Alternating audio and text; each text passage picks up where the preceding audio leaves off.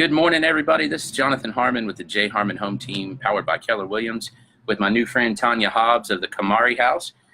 Taylor recommended this one as she went to y'all's Wines of the World event and said this is a really cool organization and some really cool folks. And thanks, Taylor. Yeah, Taylor's always helping us out, so she's awesome.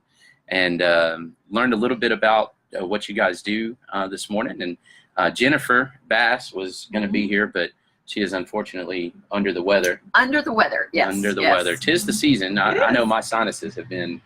Yeah, there's this all this beautiful leafage also has a beautiful dustage. It does.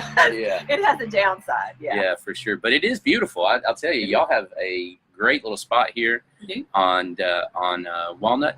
North Spring Street. Spring Street. Walnut's over there. Yeah. Over there. Yeah. That's where I was for a closing yesterday. Got confused. But right across from Quinn's Mercantile. Love that store. It's a cool. Actually, I need to stop there and get some soap. They are one of our favorite neighbors. Yeah, yes. I bet. Yes. Yeah. So they have soap that has a bad word in it. It's one of my favorite kinds of soap in the whole wide world. Awesome. But anyway, that's another story, another day. Another coffee talk. Another coffee talk. So tell me, Tonya, tell me a little bit about Kamari House. You know, just a real introduction. What do you guys do? Why do you exist? Well, Kamari House, first and foremost, is an agency that really looks after the needs of children. We sort of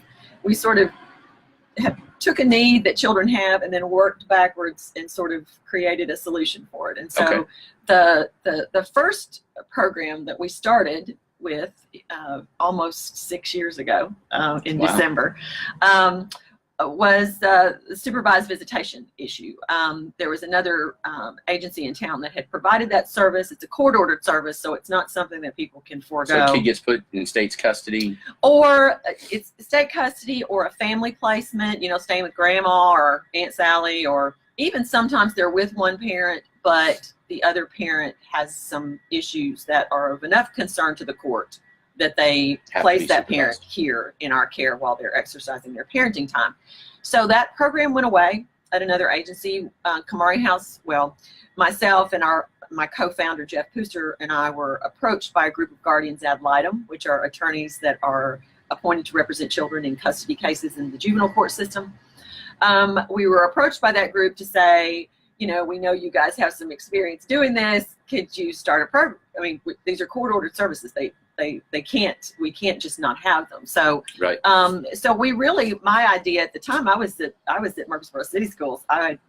When Dr. Gilbert first took over as superintendent, she hired me to start the social work program at City Schools, and so I was well engaged and working pretty hard. And so I thought, well, you know, sure, we'll start I can supervise a couple visits, or, you know, help you guys out until you figure something else out.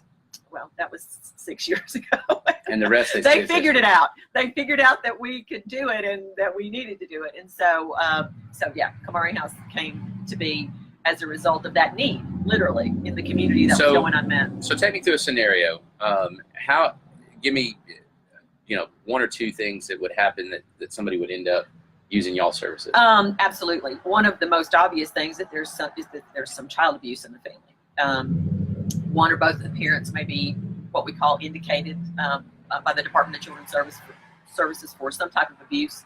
And typically this looks like neglect, or, you know, something that the parents almost can't help, you know, at that point. Not necessarily physical abuse or sexual abuse. Right. I mean, occasionally we'll see those cases, but more often it's just, you know, the parents have been impacted by substance abuse or mental health or something like that, and they've had a lapse. The family's just had a lapse. Sure.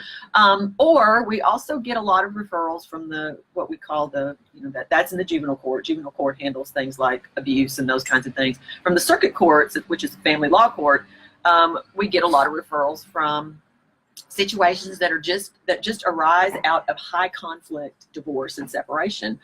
There may be allegations against one of the parents in context of a divorce, and that has to get worked out in a completely different setting in the circuit court system. But in the meantime, in order to maintain that parental bond, which we know is so important for children's development across the lifespan, Recent science basically has confirmed what we sort of anecdotally and intuitively always knew as adults, that if you lost your parent or lost a relationship with your parent as a child, it was a difficult or bad thing, for the rest of your life. But now we really have science that sort of quantifies the fact that that has enormous repercussions. It's on a big children. deal. It's a huge deal. It's probably, and I mean, I teach human development as an adjunct at MTSU, and I mean, I say this without hyperbole. I think it's the most important thing. I think it's more important than diet. I think it's more important than having a fancy home. I think if you have your parents, that is the most important thing for a child to have. Wow. So we work really hard to ensure that no matter how much conflict and how much chaos is going on sort of out there, what we call outside our walls, that when that child is inside our walls, we are working very hard to ensure that we have a program that promotes that parental bond and allows that child to keep that parent rather than having to give them up because of something that's outside of their control. They have nothing to do with it. They have no choice in the matter. To have to lose a parent or just lose contact with a parent. Imagine being 6 or 7 years old and suddenly your dad is gone. Yeah. And you don't know where he is and everybody's mad at him, or your mom is gone, and all of his adult things are swirling around. And the natural thing is that as a kid, you're going to blame yourself. Absolutely. Right? It's got to have something to do with you. And it impacts not only how children feel about that absent parent, it impacts the way they feel about themselves. For sure. So what we're trying to do is just preserve that bond while the court system works and while these, other agencies, CASA and the, Child Advocacy Center and other agencies that are working, Department of Children's Services, they're out there working on those bigger issues. We're here trying to maintain and hold that little piece of sanity. That connection, that golden thread back to that parent, to keep that intact so that that bond is not broken. So when you supervise a visit, what does that look like? They sit and do a craft together? They just sit and talk? Well, ours is really more than just supervising the visits. For every hour that we can work out in the visit room, actually between the child and the parent, it's 3 to 4 collateral hours around that. Working with the court systems, working with attorneys, doing case histories. We do lots of intake work with the parents before the visits start, really trying to assess what the safety issues are, but at the same time also getting to know that kid. Sure. Where is this child going to be comfortable? How is this child going to engage the best? So we're doing a lot of assessment work before that child ever hits our door to ensure that we understand the problems that the family's having, that we understand the child, and that we can create that safety. And so there's lots of structure, lots of rules. Do you turn down situations? Like, do you have scenarios where you go, yes, courts are saying this, but... Courts are, well, we have a responsibility to the court. The court entrusts us with these cases, but we also have a responsibility to the courts to say, if we get a case, to say, this is not going to work for us, and here's why. Because, I mean, morally, you have a responsibility to that child. Absolutely. Right? To say, I One. don't know that we can ensure this child's safety. Yeah. The parent's not cooperating with us exactly. We sense that there's something else going on here that we're not going to be able to control. Yeah. And if we do, we will send that case back to the courts and say that we can't do it. Gotcha. Does that happen very often? No. No. Kamari House is the most structured type of supervised visitation that exists. No other program in Middle Tennessee has what we have here in Rutherford County. We do take referrals from surrounding counties, but our priority and our main focus, our investment of resources is for kids that are here. A couple buildings down that way. Exactly, to our neighbors just down the block. Yes. Right. Yeah, I got you. Okay. Well, very cool. So, I've been through the house a little bit. You've got multiple rooms in there. I mean, how it almost, and this is just my ignorance. Okay, this is just my first view. Sure. It almost looks daycare-ish. Oh, absolutely. Like the artwork and the toys and the. Yeah. So I mean, how many visits are you having at a time? And We want it to look. From the kids' perspective, all of this structure and all of what we call our grown-up work is invisible. This just looks like a really fun, cool place where beautiful. I get to come and be with my parent, and magically, none of the junk that has plagued us seeps in. Yeah, suddenly nobody's asking me questions that make me nervous. Nobody's putting me in a difficult position. I'm just able to play, relax, and be with my parent. Draw pictures and hang out. Draw pictures, play Xbox, shoot basketball outside.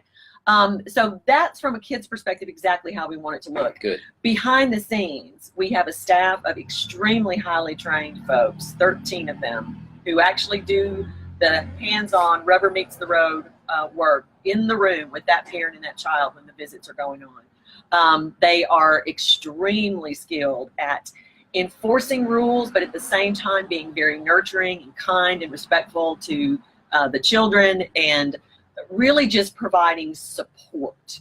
It feels more like support than, rule enforcement or something like that. They're not sitting there with a clipboard taking notes on it. Well, they do have clipboards and they do take notes, but they are only as engaged as they need. What they are really trying to do is foster what's going on in the room. Yes, between the parent and the child. So they are the children refer to them as helpers, or as Miss Mary or as Miss Jackie.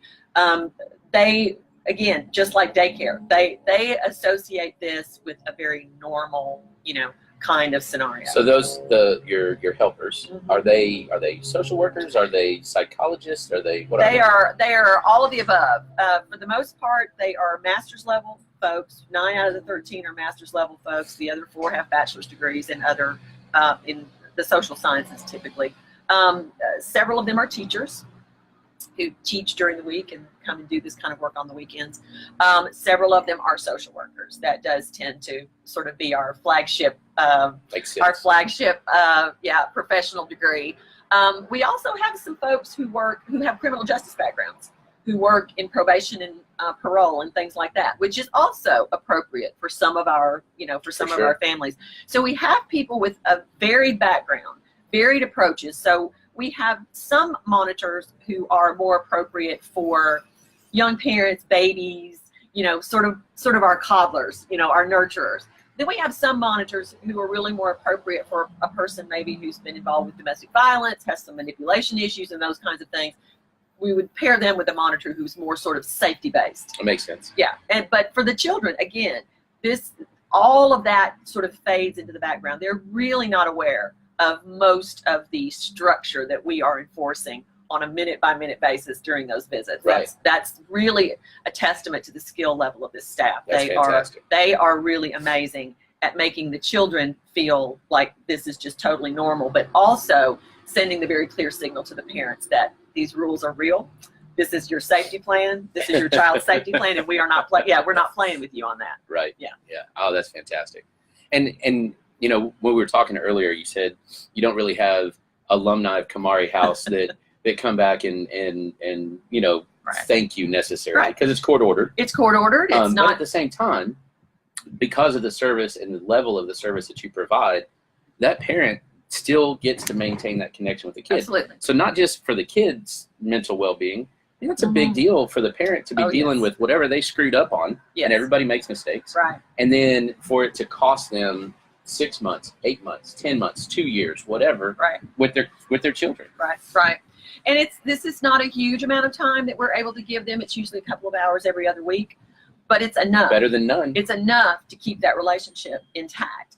And what we do find is that we do have parents who see the value in our role here, and a lot of those are custodial parents who understand that without this, and this would be, and it would also, there's sort of an air of chaos that is present in some of these families where the two parties cannot even email and communicate about where to pick up and drop off. I mean, we are in the middle of all that. They don't communicate. They never see each other here, the custodial and the visiting parties. So this just the courts just sort of sit us down in the middle of these highly chaotic situations as sort of a calmer for all sides. Once we sort of are introduced into the middle, this sort of calm, neutral, presence, it sort of calms the waters a little bit for everybody, puts some structure. Well, it gives an answer.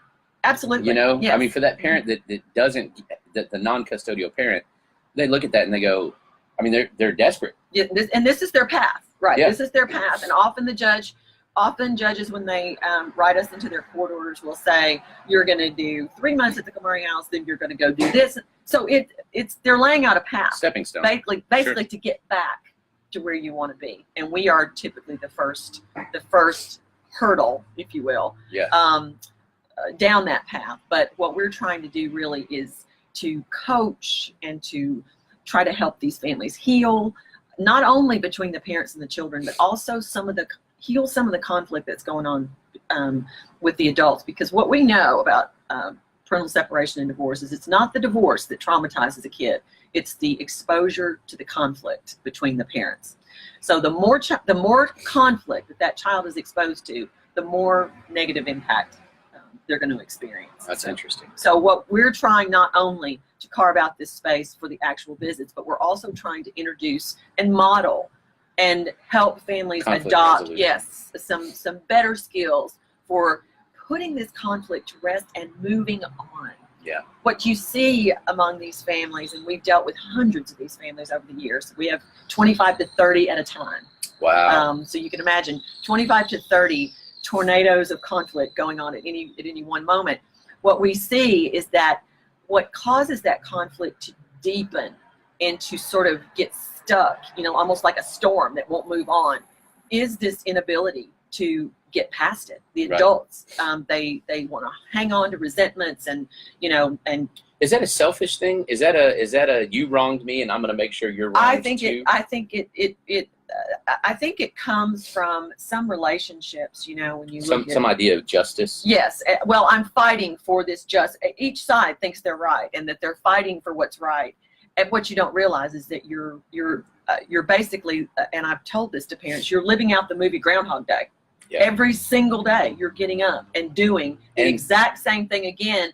And quite frankly, why did you even end your relationship if you're going to continue to relive it every single day? You guys should have stayed together. I mean, well, and the reality is in a lot of scenarios, and I wouldn't even necessarily say most, but in a lot of scenarios, when you really cook it down, there's not a very clear wrongdoer.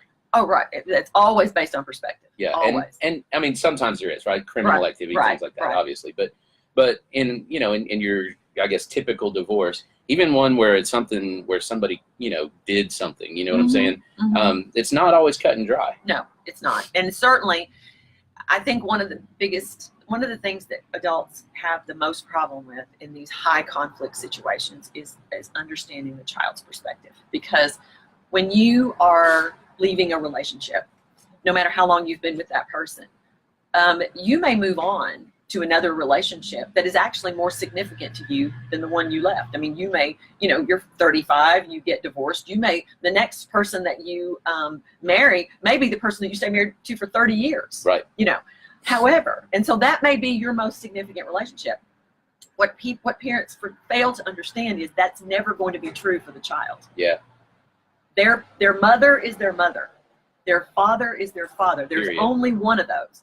We can have great extended families. We can have wonderful step parents. Step parenting is one of the hardest jobs in the world, and I have great respect for people who do that. But step parents cannot eclipse biological parents. They can be different, and they can be, and a lot of times we get caught up on some of the resentments of being a step parent. Well, I'm the one doing all the work, and mom still gets to be in the still not dad, still not right, mom. Still not mom, and that is not the child's fault. Right. So the children should not be expected to give up their primary family just because you've decided to move on to another spouse, or because even if this was a horrible, terrible father or mother.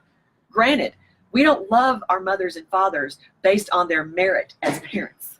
I don't think about my mom and think, I love her based on how she scored, Right. on You keep it, keeping a tally. No, that's not why it's we your love. mom. Yeah, exactly. You love them based on the fact that that's your mother or that's your father. So they may be the worst parent in the world, granted, but that child still needs them. Yeah.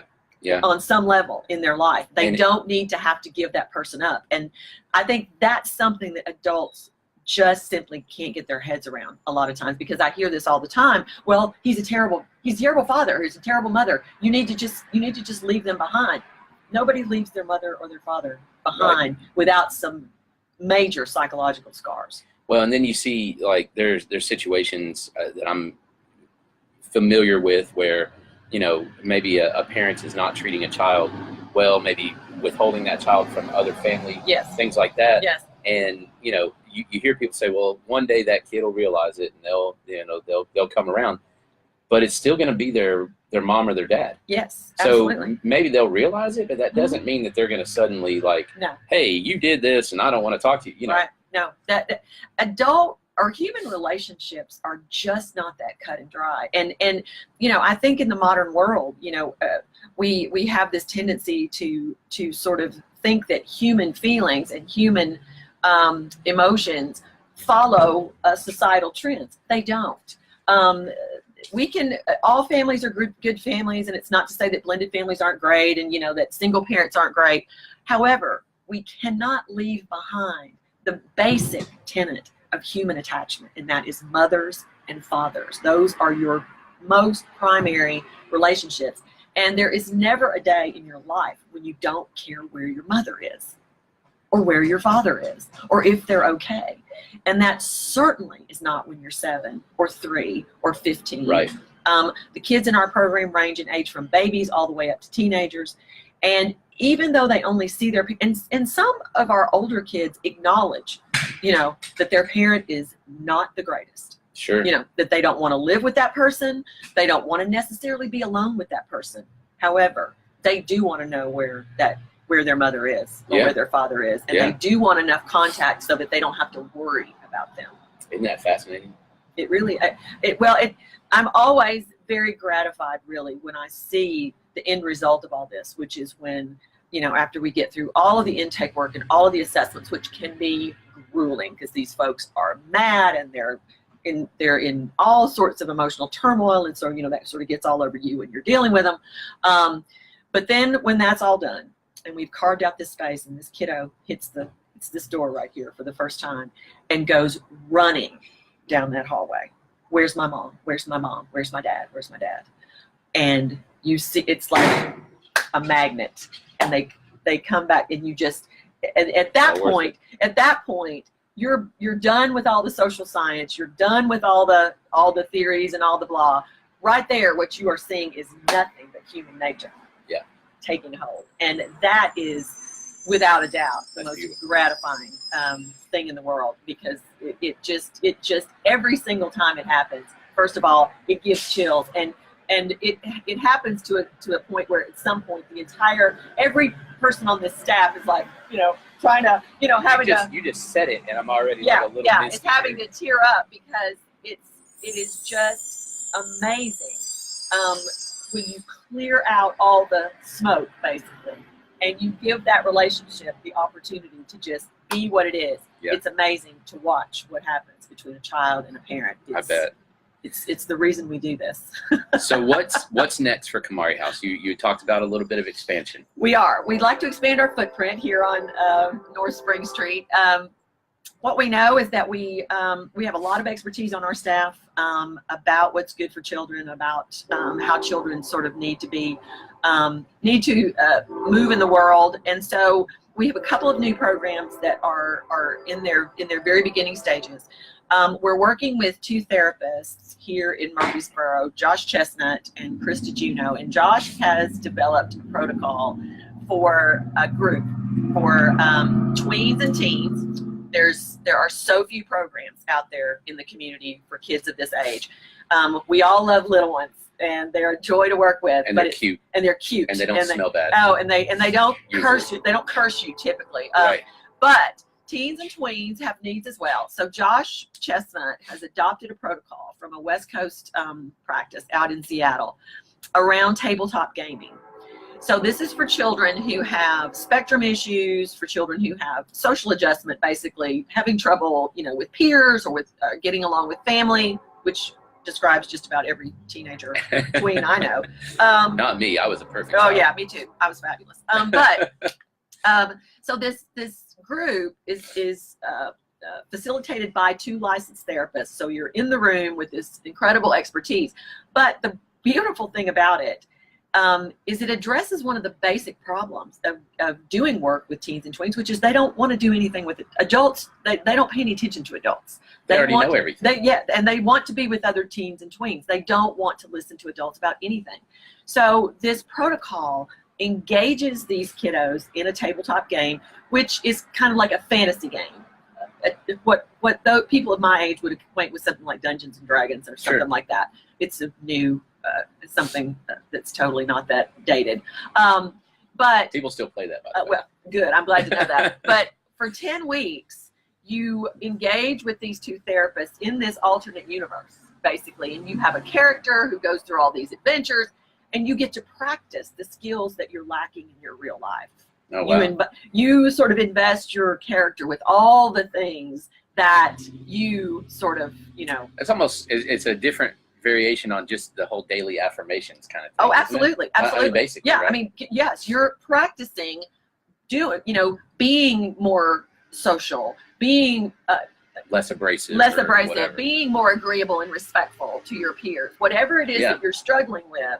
And Josh is doing assessment work with the parents and the children before the group. And kids are doing it? They love it? Love it. Really? They love it. The feedback that we're getting from parents is it's working like nothing else has ever worked that they've tried, because again, the engagement level is there. And there's multiple kids. So, yes. So they have a universe. Yes. Yeah, they're and every week there's new challenges in the universe, and then Josh will communicate with the parents to say, here's what we did in, alternate universe land today. Talk with your kids about this, and so he's giving feedback like that. And so this group is just amazing. So we're just nearing the end of our first 10-week group. We'll start another one around the end of this year, the first of next year. So anybody who's interested in group work for teens and tweens, this group is performing better than anything I've ever seen. And there's nobody else in this area is doing this protocol that Josh has. Yeah. It's called All at the Table. And so it's literally that's how they do it. They're all at a table and they're playing this game, and it's fabulous. Also, we have this wonderful facility here that's so developmentally appropriate for children. We know how to engage children of different ages because that's what we do in supervised visitation. So we also are thinking about kids after school. This is a wonderful environment for children to do homework help and to do a little enrichment after school. We have 2 licensed teachers who are already on our staff who help with our supervised visitation program. Campus school is right down the street. And so we're thinking about, we're in the beginning stages doing some needs assessments basically right now around an after school program. Just open to whomever, or? Well, absolutely open to whomever. We may be focusing on campus schools simply because they're our nearest neighbor. And also. Oh, McFadden's. Right, also. So we might, focus on both of those.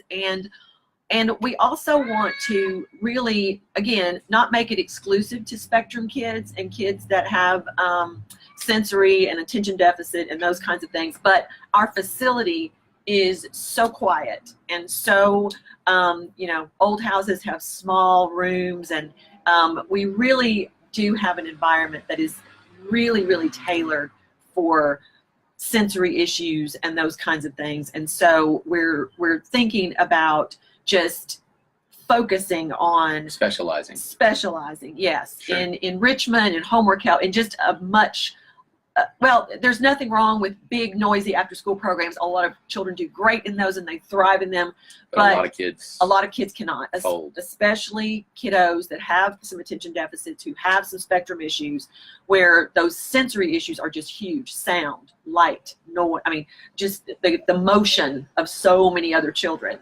This would be a much more sort of calm down after school rather than a hype up after school. And so we're really in a unique position to provide that here in this facility, and with the staff that we have. We would love to do some enrichment activities in addition to homework help and things like that. So again, we're in the needs assessment stage right now, where we're talking to our stakeholders like the campus school and people out in the community to say, what do you think the need is here? But we're pretty certain that with the exploding population here, there's absolutely in Murfreesboro, there is, I think, a need for some more specialized care especially for some of our kiddos who simply don't do well in these larger, busier, more kinetic environments. Well, we are almost at 30 minutes. All right. Can you believe that? Okay. How can someone that's watching this video, we've had lots of people watching already. Rod Key. Do you know Rod, I by do the not. way? Coach Key, he's a pretty fantastic guy. I coached his son in wrestling over at Blackman, and he does physical training and things like that now. He's pretty amazing. Anyway, he says, thanks for what you're doing. It's our pleasure. How can someone that's moved, that you know, maybe they're just now finding out about Kamari House, Yep. how can someone just out in the public help? We have lots and lots of ways for help, and we rely on that help tremendously. One of the things that we have that's readily available for anybody to just jump on board and start helping with, we have an event committee that is absolutely amazing. We've been on a roll for the last couple of months. We've been doing events just practically every other week. But anybody can join up with our event committee if you're the type of person who likes to plan parties and who likes to, you know, get out and do those kinds of things. You can, in fact, we have, Jennifer Bass has a Facebook page called the Volunteer Interest Committee or Nice. Volunteer Interest page or something like that. So we can, you can always, and all you really have to do is just like that page, and you'll get constant. Just jump in. Yep, just jump in. Okay. She puts constant needs there. Also, we rely on folks here in this is a big old house, almost 3,000 square feet of house here. And we need volunteers. We use volunteers for everything from, we'll be leaf raking here pretty Scraping soon. paint. Yes, scraping paint. Facilities management. We have anywhere from 25 to 30 families coming in and out of this house every 2 weeks. Oh, wow. Imagine what your house would look like if 25 to 30 families were with Sometimes kids. it feels like that. Yeah, but with kids coming in and playing hard. I Yeah, mean, yeah. and you know, so we always need volunteers who just want to come in and, you know, help us spiff up Sure. up the building. Tighten up the cabinet door. Exactly. Oh, Yep. yeah, we had somebody fixing doorknobs this past weekend. Uh-huh. So there's facility stuff. There's also for people who really want to get involved with kids. We have an extensive training program for people who can actually get involved with our families. And But that's actually, a pretty big commitment. it is a pretty big commitment. It's sort of on par with being a CASA, you know, volunteer. You have to go through weeks of training and shadowing our staff, and background checks, of course, all that. And then, though, you would have the opportunity to actually interact with some of our families while they're doing their visits. So everything from event planning to yard work and housework to working with our families, and of course, if you just want to pick up some stuff at Kroger or donate some paper towels, you can imagine again what you would use in your house if you had 25 to 30 families coming in and out would be paper towels, toilet paper, cleaning products, little individualized snacks and baby waters and things like that. We're always they're always on our wish list, and we have a big front porch here on North Spring Street. You can just come and you can just come and leave it. If you need a receipt, leave me a sticky note that says email my receipt. Right. Yeah, and of course, monetary donations are welcome of as well. course, we're always on our Facebook page. There's always a donate button, and our website is www.kamarihouse.org. There's lots more information about the agency, and always an opportunity to hit the donate button on that page For sure. as well. We're always very heavily reliant on fundraising and donations because these services are very expensive to deliver, on par with 13 very good staff members. Yes, and- on par with very good therapy, which is in excess of $100 an hour. But families cannot afford to pay those Sure. costs. And our philosophy since day one has been that we never turn anybody away due to an inability to pay. So it's incumbent upon us to do a lot of other work in support of that work. So all of those donations, all of those volunteers help us keep this program open to children who might otherwise not have access to services at this level and might be put at risk. Wow. All right, last thing. What is the next event? You said there's been one every other week. Oh my gosh. Well, we'll have a holiday open house on November 30th, which is just a great time for people to just, it's drop in. Learn. Yeah, 5 to 8, drop in, look around, shake hands with somebody, or don't, just drop in, look around. Write a check. Yeah, write a check. Yes. I'm okay asking for that, by the way. Right, So write a check. check. Anytime you want to write a check, that's great. But the holiday open house will be November 30th. But our big event that is coming up in February is the Battle of the Brews. We have that every year. It's been at the Grove last year, and will be at the Grove again. It is literally a contest. the brewers enter. We'll have 11 or 12, I think, this year. They enter a commercial brewers or home brew? This is typically home brewers. So mid-state or Mid-State Brew Crew. Panther Creek won last year. Yeah. Smack Dab will be there. The MTSU group. Steel Barrel? Yes, Steel Barrel will be there. They were there last year. It's typically craft, yes. So you're speaking my language right now. Oh, listen, and it is so good. So they enter their best. That's another thing. They enter their best beer, the one that they think will win. This is February 9th. All right. They enter their best beer, and then you get an armband when you come in, and you sample all the beer, and you listen to the band, and we have a silent auction, and it's a really fun, laid-back night. And then at the end of the night, it's like The Bachelor. You give your armband to the. No way. Yes. Oh, that's awesome. You give your armband to the one you like. And the one with the most armbands at the end of the night. It's a pretty simple deal. Oh, I love it. It's our big boot, which is a big glass boot, as a trophy. And so do you have to like look dreamy in their eyes? They prefer that. They want you to, but you know. Oh, I love that. Yeah, the Panther Creek guys won last year, and so they'll be out there defending their title. But it's a super laid back time. Where's that going to be? It's at the Grove this year. Yep. Or next year. Yes. Whatever. And it's actually only 3 weeks or 3 months from now. So yeah, it's that's crazy. February 9th. The fact that February is 3 months from now is very crazy. But yeah, we're selling tickets for that now, and of course recruiting sponsors always. So. Outstanding. Yeah. Very good. All right. Well, thank you so much. It was a pleasure to meet you. Thank you for the coffee. It was delicious, by the way, whatever that was. Hey, listen, again, donations. Somebody donated a super fancy coffee machine, and we're like, hey. Yeah. Well, they did it. Whoever you are, thank you. Thank you. So this is Jonathan Harmon with J. Harmon Home Team with my new friend Tonya Hobbs over at the Kamari House. If you have anything that you would like to ask, please put it in the comments, and I'm sure we can get that answered. And then otherwise, write a check. So they need your help. Thank you. Thank you very much. See ya.